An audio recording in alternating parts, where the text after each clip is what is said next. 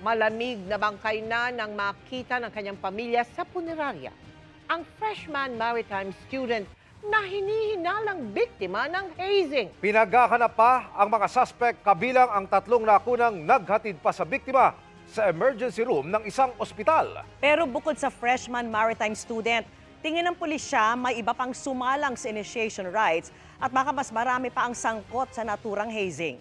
Nakatutok live si June Veneracion. June. Vicky, Mel, Emil, isang buhay na naman nasayang dahil sa umano'y fraternity hazing. Nakaburol ngayon dito sa kanilang bahay sa Dasmariñas, Cavite, ang isang freshman maritime student matapos umanong sumalang sa initiation rites. Linggo nang dumating sa isang ospital sa General Trias, Cavite ang kotseng ito na may walang malay na lalaki sa likuran. Sabi ng 3 lalaking nagsugod sa pasyente, biktima siya ng hit and run. Nang mailabas sa kotse at mailagay sa hospital bed, ay agad siyang nilapatan ng cardiopulmonary resuscitation o CPR, pero huli na ang lahat. Yun po yung findings po ng hospital na upon receipt of the patient, yung victim, patay na daw po talaga yon. Pinaandar na ng driver ang kotseng naghatid sa pasyente. Sasakay din sana ang 2 niyang kasamang naka-hoodie, pero pinigilan sila ng gwardya at pinapasok sa emergency room. Pero na makahanap ng tiyempo, ay tumakas din sila. Iniwan nila ang biktima na may mga marka ng pagpapahirap mula sa hinihinalang initiation rites. Nakita natin, na-verify natin, ito nga biktima, talagang almost lahat na yung hita niya, nangingitim na yung hita niya, magkabilang hita niya. Possibly, ito yung usual na senyalis ng talaga nagkaroon ng paluan, initiation rites. In addition, yung private part niya, yung groin niya, may mga seeds, buto ng sili. Talagang parang sinili talaga yung private part niya. Kinilala ang biktima na si Kenneth Alcedo, 19 anyos na freshman maritime student sa PNTC Colleges sa Dasmariñas, Cavite, na ayon sa kanyang mga magulang ay puno ng pag-asa. Pero ang pangarap ito maging seaman para sana gumanda ang kinabukasan. Isang malagim na bagungot na lang. Akala ko, pasok sa school ng Zima. Doon, matupad yung pangarap niya. Doon lang pala nagtatapos. Hindi ko hirap tanggapin. At ang bunsong si Kenneth na napag-alamang mag-outing linggo na madaling araw, sa punerarya na nila muling nakita na parang binabuyan nila ang katawan. Yung kamay, inipit ng plies.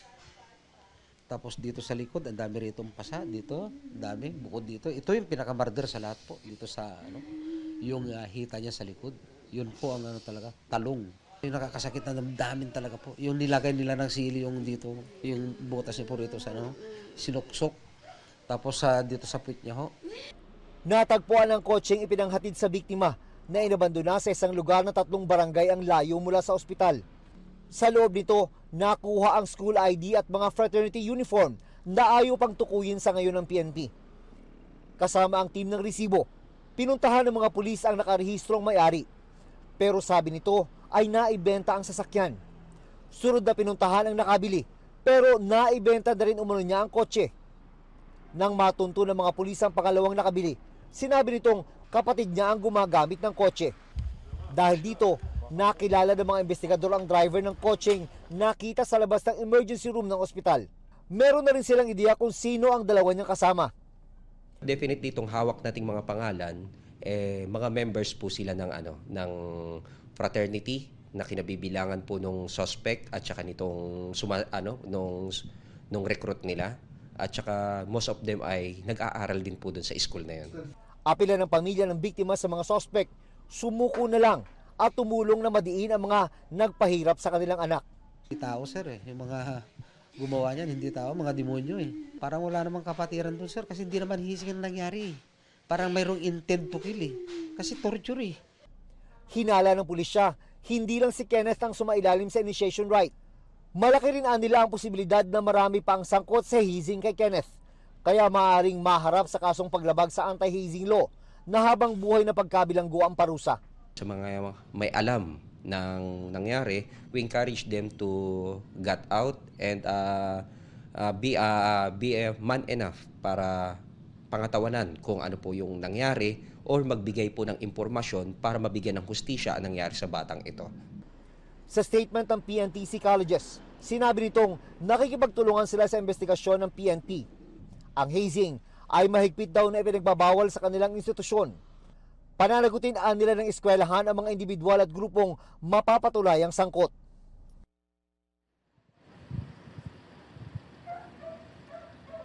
Vicky, naniniwala ang General Trias PNP na posibleng dito rin sa bayan ng Dasmariñas nangyari yung initiation rites. Nagkataon lang daw na dinala ang biktima sa isang ospital sa General Trias. Babala ng PNP sa kung sino man ang nagmamayari sa pinagdausan ng initiation rites, maaari din siyang managot sa batas sa ilalim ng anti-hazing law. Vicky. Maraming salamat sa iyo, June Veneracion.